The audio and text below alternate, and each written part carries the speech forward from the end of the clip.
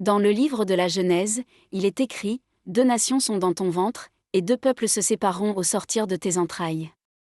Un de ces peuples sera plus fort que l'autre, et le plus grand sera assujetti au plus petit. » Cette prophétie, murmurée à une mère angoissée, a scellé le destin de 2 frères avant même leur naissance et a soulevé l'une des questions les plus débattantes de la foi. Pourquoi Dieu semble-t-il favoriser Jacob, le trompeur, au détriment de son frère aîné, Ésaü? En parcourant les pages de l'histoire sainte, on découvre un Jacob qui use de ruse pour s'emparer du droit d'aînesse et de la bénédiction paternelle, et pourtant, c'est à lui que Dieu confie ses plus grandes promesses. Ésaü, le premier-né, qui ne semble coupable d'aucune faute majeure, s'éloigne peu à peu du chemin divin. S'agit-il d'une simple préférence divine, d'un favoritisme arbitraire? Ou bien, y a-t-il une vérité spirituelle plus profonde derrière ce choix apparent? Pour le découvrir, nous devons nous replonger au cœur de ce récit ancien et dévoiler les raisons cachées de cette prétendue partialité. Notre histoire commence avec Isaac, le fils d'Abraham. À l'âge de 40 ans, il épouse Rebecca, une femme venue de Padan-Aram. Mais les années passent et Rebecca ne parvient pas à enfanter.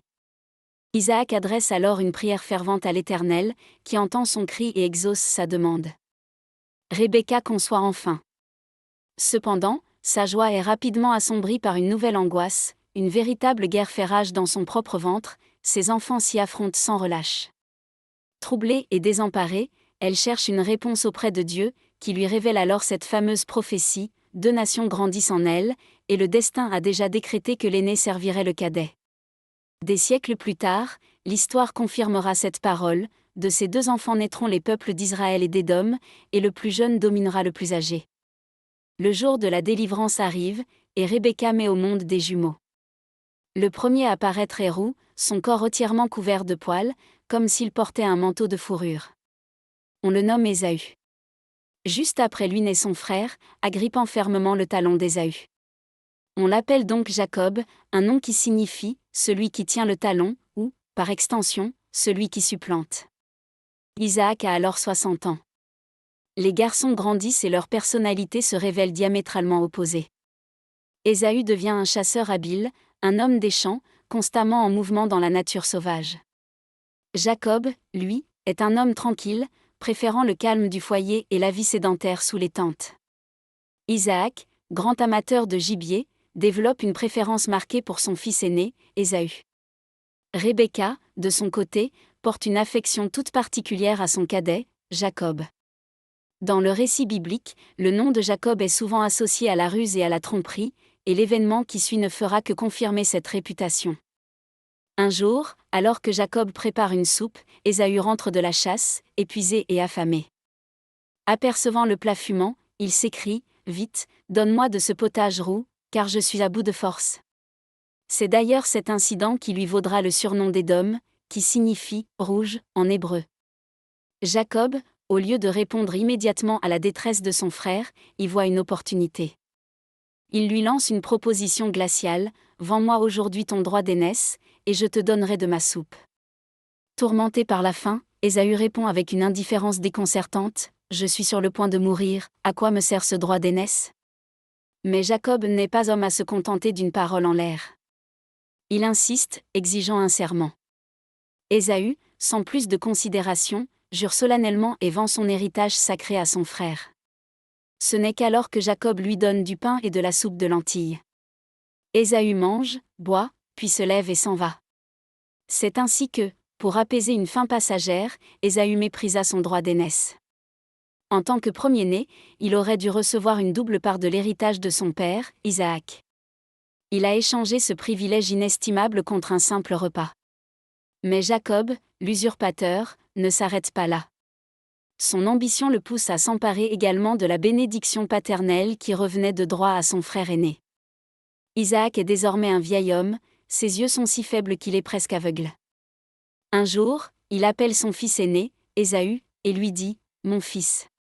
Ésaü répond promptement « Me voici, mon père ». Isaac poursuit « Je suis vieux, et je ne connais pas le jour de ma mort. Prends maintenant tes armes, ton carquois et ton arc, va dans les champs et chasse-moi du gibier. Prépare-moi un plat savoureux comme je les aime, et apporte-le-moi à manger, afin que mon âme te bénisse avant que je meure. Par un concours de circonstances, Rebecca surprend cette conversation. Dès qu'Ésaü part pour la chasse, elle se précipite vers son fils cadet, Jacob, et lui expose son plan. Écoute, j'ai entendu ton père dire à ton frère Ésaü d'aller chasser et de lui préparer un plat pour qu'il le bénisse avant sa mort. Maintenant, mon fils, écoute ma voix et fais ce que je te commande. Va au troupeau et prends-moi 2 bons chevreaux. J'en ferai pour ton père un plat savoureux comme il l'aime. Tu le porteras à ton père pour qu'il le mange, et ainsi, c'est toi qu'il bénira avant sa mort, et non Ésaü. Jacob hésite, conscient du risque. Mais mon frère Ésaü est un homme velu, et moi, j'ai la police.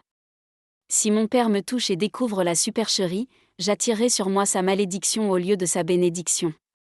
Mais Rebecca est déterminée. Que cette malédiction retombe sur moi, mon fils. Contente-toi de m'obéir et va me chercher les chevreaux. Jacob obéit donc à sa mère. Il rapporte les 2 animaux, et Rebecca cuisine le plat préféré d'Isaac. Ensuite, elle sort les plus beaux vêtements d'Ésaü et en habille Jacob. Elle recouvre les mains lisses de Jacob et la partie glabre de son cou avec les peaux des chevreaux, afin qu'au toucher, il ressemble à son frère poilu. Finalement, elle remet le plat délicieux et le pain à Jacob, l'envoyant tromper son père aveugle en se faisant passer pour Ésaü. Jacob entre dans la chambre de son père et l'appelle doucement. Isaac, entendant la voix, demande « Qui es-tu, mon fils ?» Jacob, modifiant sa voix pour imiter celle de son frère, répond « Je suis Ésaü, ton fils aîné.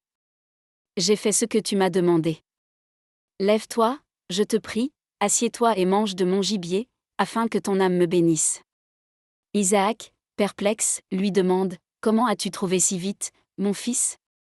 Jacob, qui a préparé sa réponse, ment effrontément « C'est l'Éternel, ton Dieu, qui l'a fait venir devant moi. » Toujours méfiant, Isaac dit « Approche, mon fils, que je te touche, pour savoir si tu es réellement mon fils Ésaü ou non. » Jacob, le cœur battant, s'approche et se laisse palper par son père. Isaac touche les mains et le cou de Jacob et sa confusion s'accroît. La voix est la voix de Jacob, mais les mains sont les mains d'Ésaü. Comme les mains de Jacob, recouvertes de peau de chèvre, ressemblent aux bras velus d'Ésaü, Isaac ne le reconnaît pas et se prépare à le bénir. Pour une dernière vérification, il pose la question fatidique « Es-tu bien mon fils Ésaü ?» Serrant les dents, Jacob répond « Je le suis. » Isaac, enfin rassuré, lui dit « Sers-moi de ton gibier, mon fils, et que je mange, afin que mon âme te bénisse. » Jacob lui présente le plat, le regarde manger, puis lui verse du vin. Une fois qu'Isaac a mangé et bu à sa faim, il dit à Jacob « Approche maintenant, et embrasse-moi, mon fils. » Jacob s'approche et l'embrasse. Isaac sent l'odeur des vêtements d'Ésaü que porte Jacob et prononce solennellement la bénédiction « Voici, l'odeur de mon fils est comme l'odeur d'un champ que l'Éternel a béni. » Que Dieu te donne de la rosée du ciel et de la fertilité de la terre, une abondance de blé et de vin nouveau. Que des peuples te soient asservis, et que des nations se prosternent devant toi. Sois le maître de tes frères, et que les fils de ta mère se prosternent devant toi.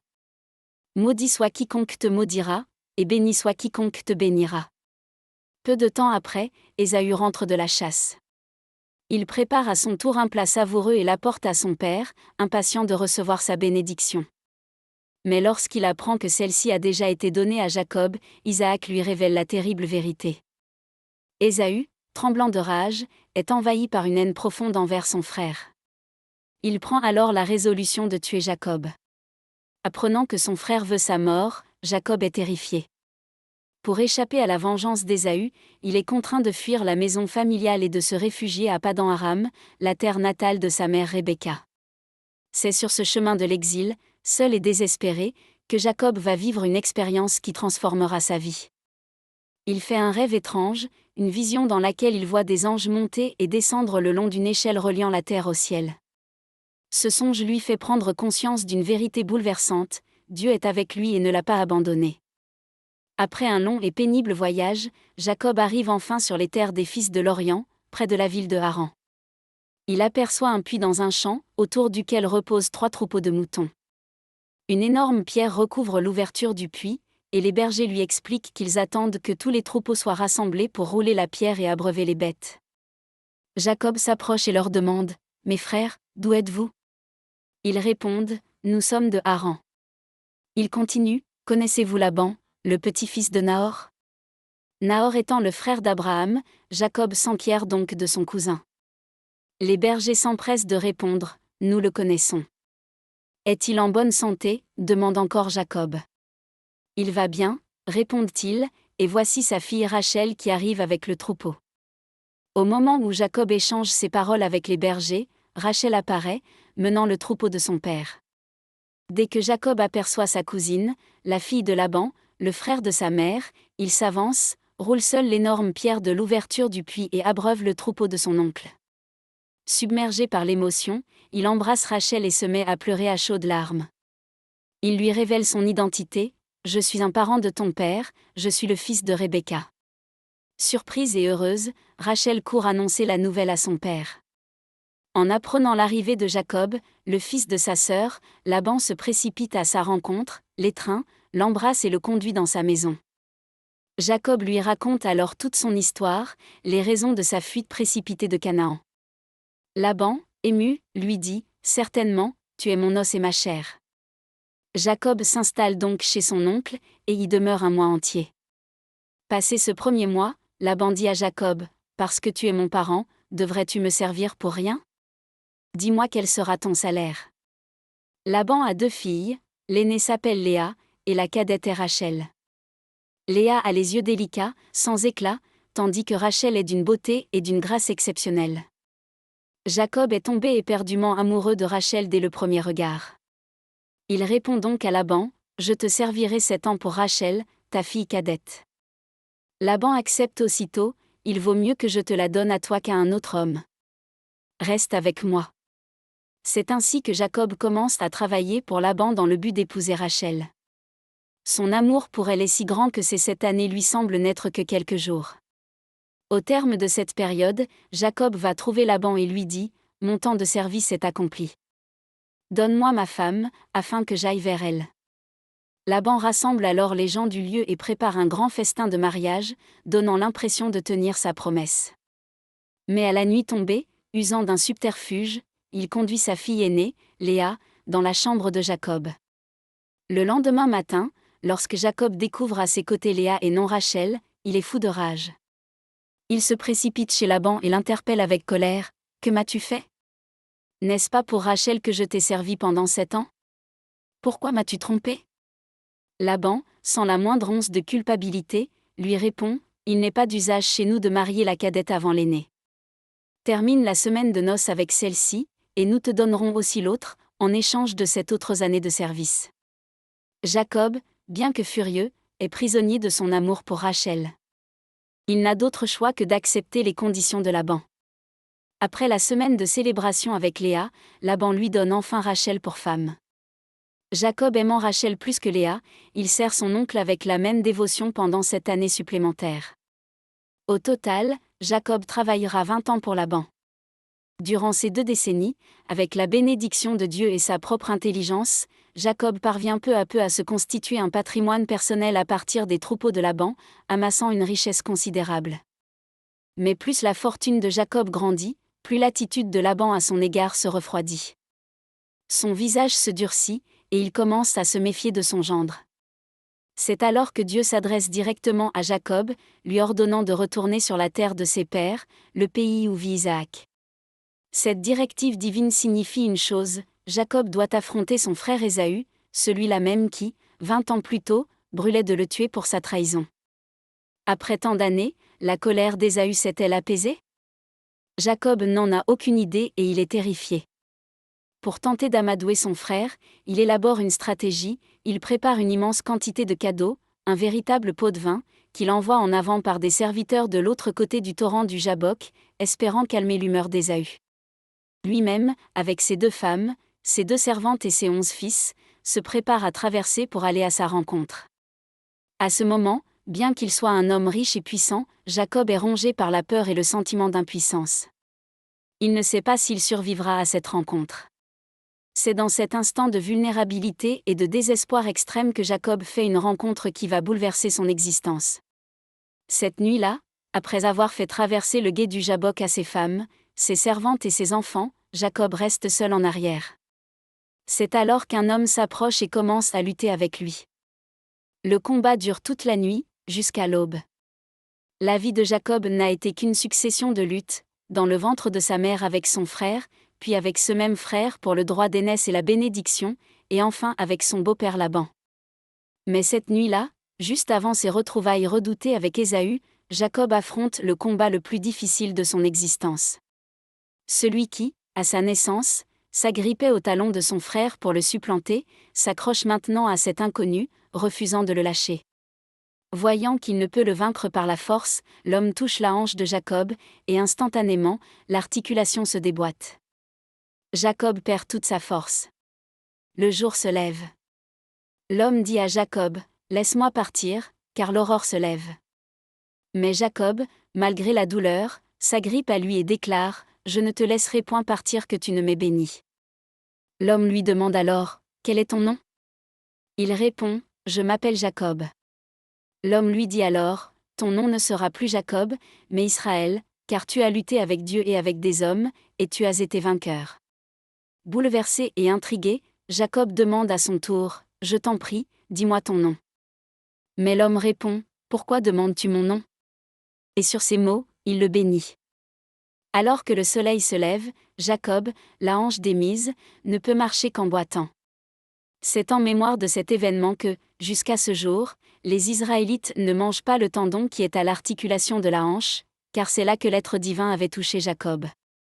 Il y a un détail crucial à comprendre ici. Jacob a alors 79 ans. Un homme de cet âge n'a plus la vigueur de sa jeunesse. Il est donc peu probable qu'il ait pu représenter une menace physique pour cet adversaire. On pourrait se demander comment le récit peut affirmer que l'homme ne parvenait pas à le vaincre. Cela ne signifie pas que Jacob était physiquement plus fort. Au contraire, le fait que son adversaire lui ait déboîté la hanche d'un simple contact prouve sa supériorité physique écrasante. La véritable signification de cette lutte n'est donc pas physique, mais spirituelle. Si l'homme ne pouvait vaincre Jacob, c'est parce que, spirituellement, Jacob refusait de céder. Il s'accrochait avec une ténacité farouche, ne lâchant prise qu'après avoir reçu une assurance claire de la part de Dieu. C'est là que la persévérance de Jacob, autrefois utilisée pour des fins égoïstes, devient sa plus grande force. Il refuse d'abandonner. Finalement, Dieu le bénit en lui donnant un nouveau nom, un acte d'une portée immense.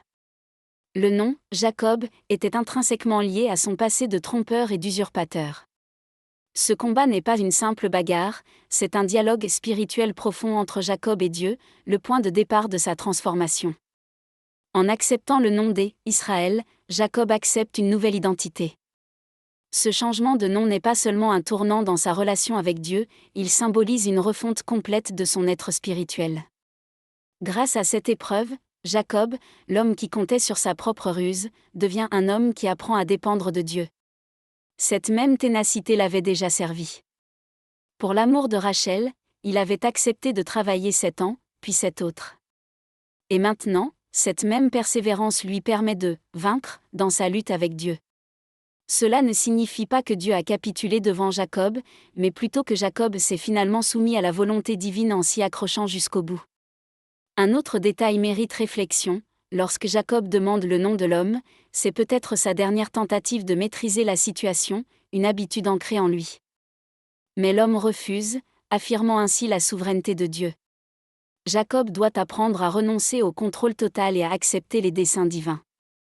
Mais qui était donc cet inconnu ? Au début du récit, il est décrit comme « un homme ». Mais à la fin, il est clair qu'il s'agit d'une manifestation de Dieu lui-même. Bien que l'homme ait blessé Jacob, ce dernier refuse de lâcher prise tant qu'il n'a pas obtenu la bénédiction divine.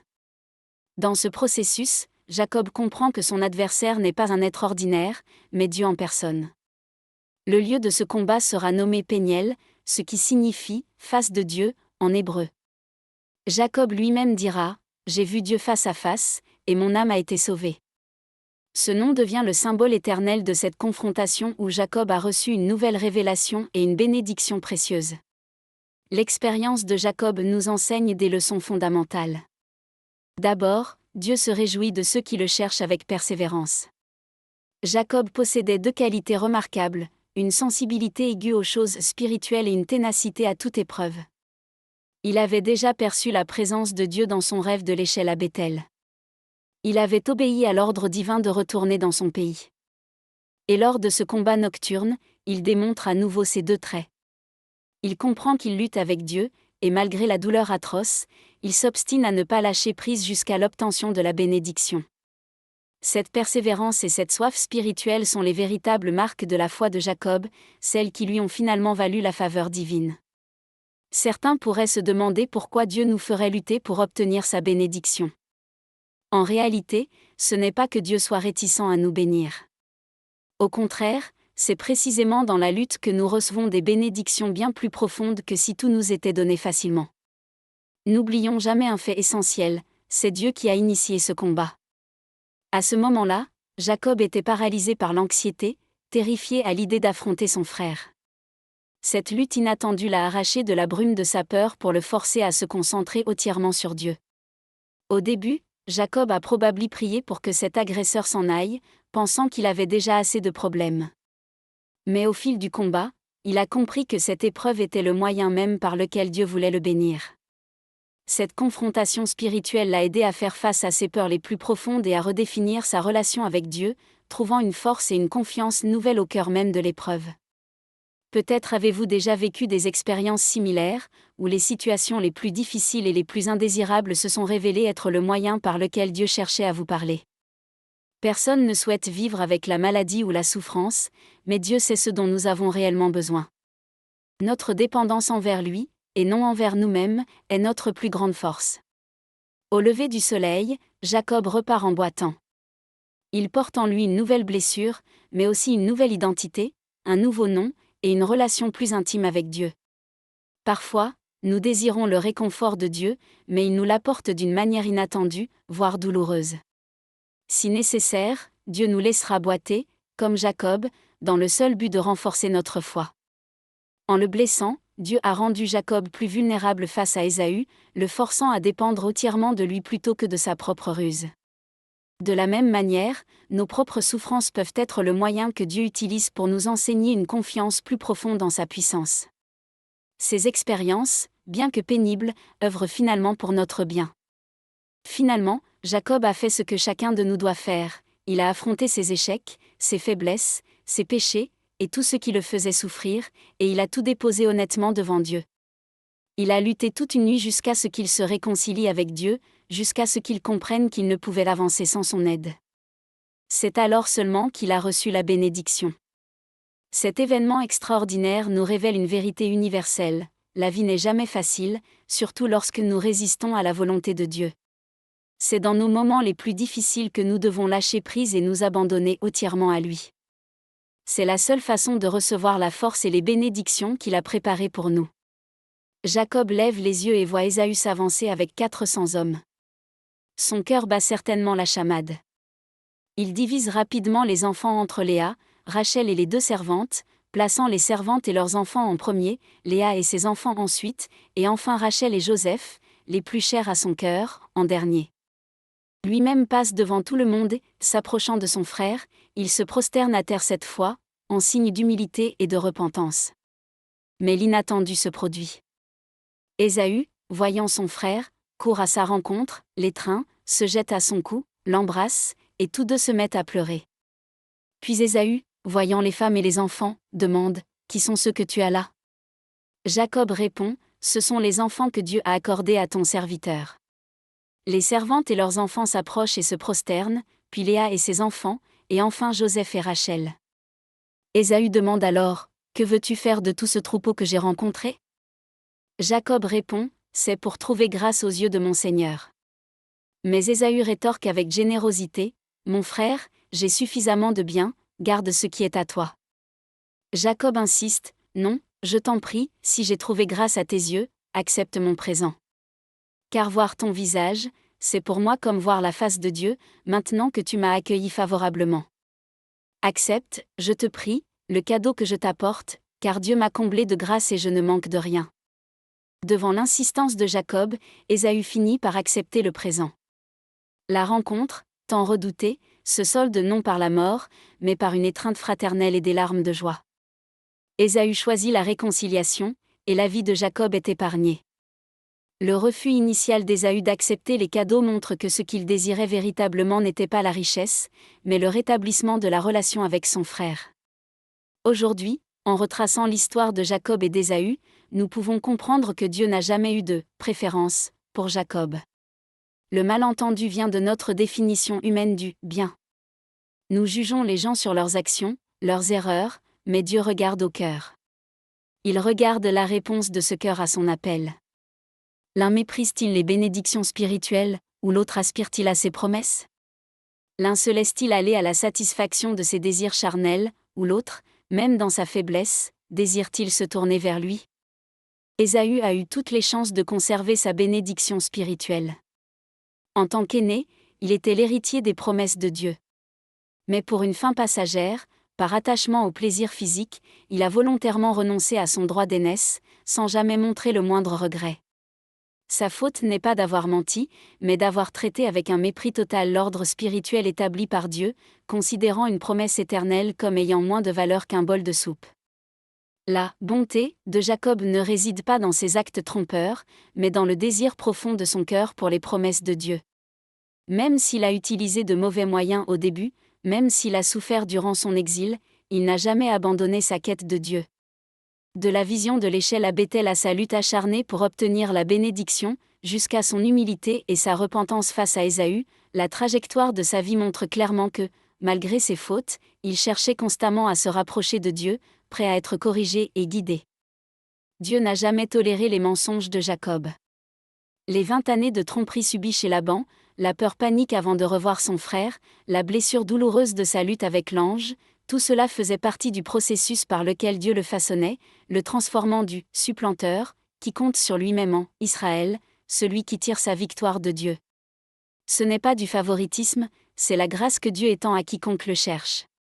Il n'abandonne pas le pécheur, mais il ne prend pas non plus à la légère l'attitude d'un cœur envers les choses spirituelles. Il choisit selon son plan, mais il nous donne le libre arbitre pour que nos choix révèlent la véritable disposition de notre cœur envers lui. En regardant cette histoire, la vraie question est pour nous, sommes-nous comme Ésaü, méprisant les promesses de Dieu dans nos vies pour une satisfaction immédiate? Ou sommes-nous comme Jacob, qui, malgré nos faiblesses et nos erreurs, désirons ardemment Dieu, le suivons, et le laissons nous sculpter? Le cœur de Dieu n'a jamais changé. Il ne cherche pas notre perfection, mais seulement un cœur qui se tourne vers lui.